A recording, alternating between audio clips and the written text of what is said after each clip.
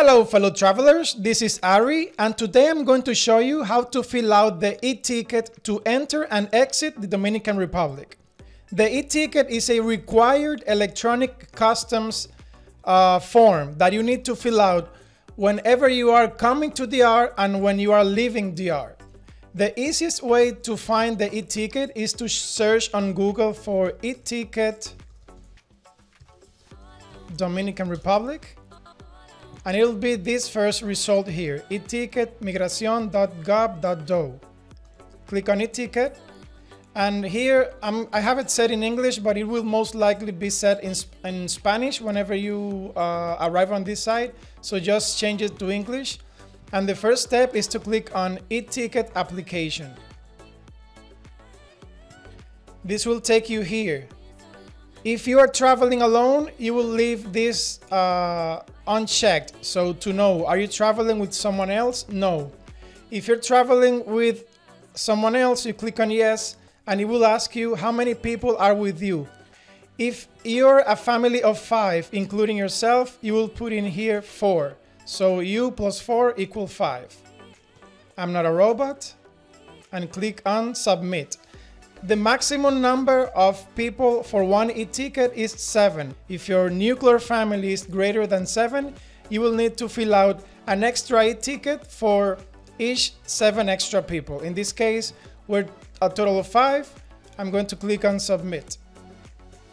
Okay, it will take you to the actual e-ticket. I already have it filled out to save time.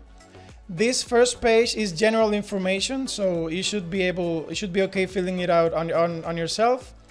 Permanent address is your address at home where you live.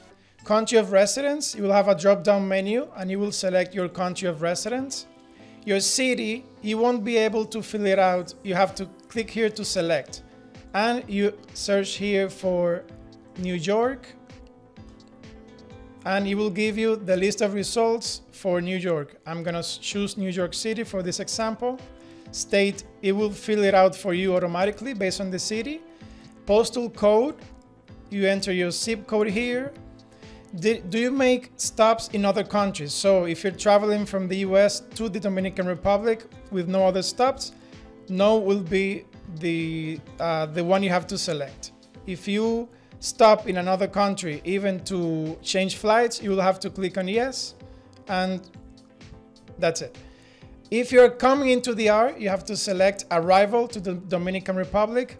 Remember, you also need to fill the e-ticket when you are departing DR at the end of your vacation, when you're going back home. So keep that in mind. You have to fill out 2 e-tickets, one upon arrival, one upon departure. I strongly recommend you fill out the e-ticket before coming to DR at the comfort of your own home. You can fill it out here at the airport, but you will have to exit the line and use one of the computers or the internet on your cell phone and fill it out there. Super stressful, so just fill it out at home, or before departing, the day before, you fill out the e-ticket. So to avoid any extra stress or any extra mishaps with the internet at the airport. So in this case, I'm going to give you the example for arrival. Click on next. Remember, I have it all filled out already to save time. You fill out your name, last name, every detail as it is on your passport. Date of birth, the American format, month, day, year. Gender, masculine, feminine, or others.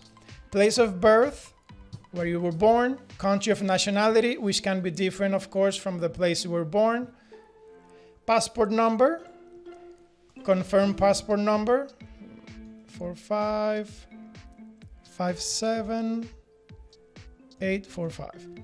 Civil status, single, married, concubinage, etc. Occupation, you have a drop-down menu. You choose whichever is closest to yours. Are you a foreigner resident in the Dominican Republic? In your case, if you're coming as a tourist, most likely it will be no. If you are a resident in the DR but are not a Dominican national, you have to click on yes. Are you lodging in a private rental, e.g. Airbnb, VRBO, Expedia? If yes, you click on yes, and you will have to fill out the address. If no, if you're staying at a hotel, you click on yes here, and you will not have to fill out the address information, but you will have to choose your hotel. For instance, if it's Savory Punta Cana, that's it.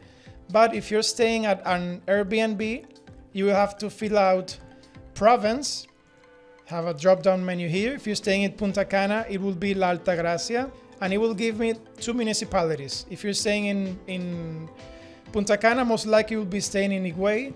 And section, most likely you will be staying either at Bávaro, which is down here, or Punta Cana, which is all the way down to the P. Punta Cana is actually just like this little tip here on the map. Cap Cana, Punta Cana, close to the Punta Cana airport. The Bávaro area is a little bit further away, and this is where most Airbnbs are located. So you will most likely be staying here in the Bávaro area, but you could be also staying in the Punta Cana, Cap Cana area. So just choose Punta Cana for your section. You can ask your Airbnb host this information, and they should know it.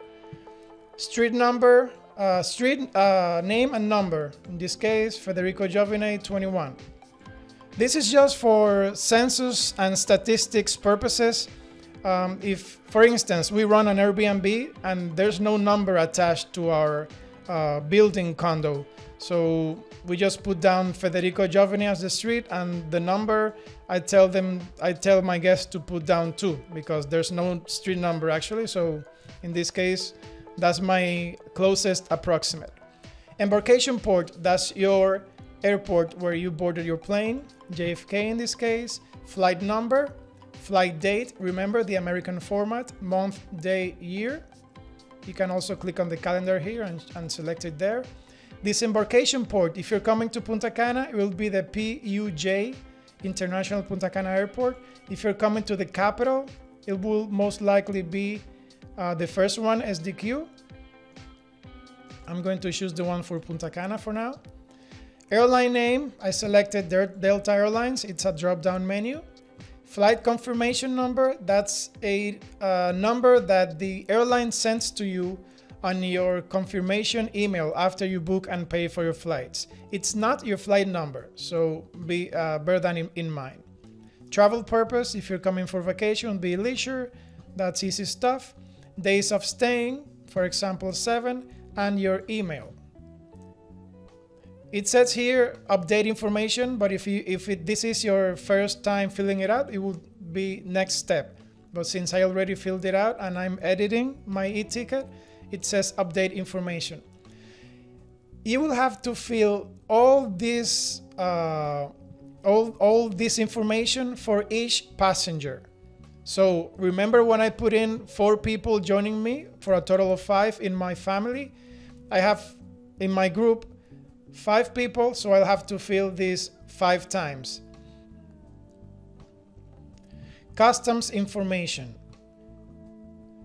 This is the standard question. They ask you if you bring more than $10,000. No. Do you bring with you live animals, plants, or foods? No. In your baggage, goods subject to tax payment? No or yes. Depending on your answer, you will click on no or yes, and it will open new fields so you can detail whatever you're declaring. You click on next. This is a public health step where they ask you if you've had any of these symptoms within the last 72 hours. If you have none, then you have to select none. If you have some or other, you have to specify. You have to input your phone number. This is a made-up phone number, by the way, don't call here. And if you've had any of these symptoms, the date where those symptoms began. In my case, none. So I click on submit. This will be the last step. So once I click submit, I can edit the e-ticket. They will give you a number and you just go back to the first page here. And instead of clicking on e-ticket application, you consult your e-ticket and you can edit your information. So don't sweat about it. If you've visited any other countries than the one you're traveling here to the DR within the last 30 days, you will have to select here. This is also for health tracking purposes by the Dominican authorities.